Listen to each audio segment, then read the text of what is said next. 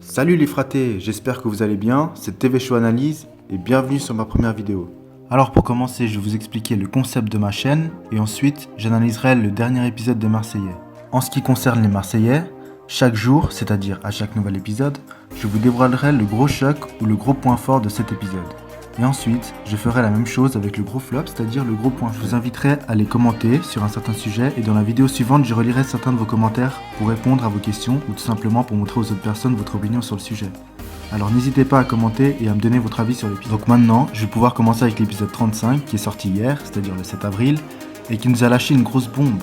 Et oui, il y a qu'à lire le titre pour comprendre quel sera le gros choc de cette vidéo.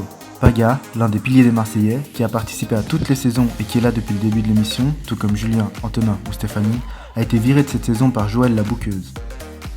Pour quelle raison ? Tout simplement parce qu'il n'avait réussi aucun de ses jobs depuis le début de la nouvelle saison. Donc bon, on ne peut pas trop en vouloir à Joël quand on sait que le but de l'émission à la base, c'est justement de réussir au niveau professionnel. Mais si Joël a pris un certain plaisir à le faire, on peut voir que pour les Marseillais, ça a été un véritable choc. Julien, qui d'habitude est toujours là à gueuler, a fondu en larmes et il a fallu attendre d'aller en soirée pour le voir retrouver le sourire. Mais ce n'est pas le seul puisque Stéphanie, la meilleure amie de Paga, a également été sous le choc après son rendez-vous romantique avec le nouveau et n'a pas pu retenir ses larmes. Mais bon, on sait que les Marseillais vont vite oublier cet épisode et au moins ça leur servira d'exemple. L'autre choc, c'est bien sûr le baiser entre Kevin et Rawal en boîte. Pourtant, Kevin était célibataire que depuis quelques heures et ça ne l'a pas empêché d'aller directement chasser sa nouvelle proie.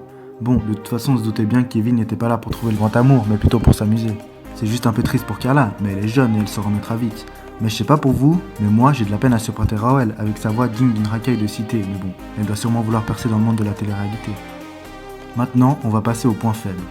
Et je pouvais pas m'empêcher de parler de Montaigne. Et ouais, depuis le début, on sait pas ce qu'elle veut. Elle se met en couple avec Julien, ensuite elle le plaque, et elle se remet avec lui, et ainsi de suite. C'est un peu saoulant de toujours la voir en train de pleurer, et 2 secondes après, embrasser Julien. Elle comprend pas que de cette façon, Julien pourra toujours faire ce qu'il veut d'elle. Mais bon, on sait que par la suite, il se mettra en couple avec Jessica, donc j'ai hâte de voir comment elle va réagir, la petite Montaigne.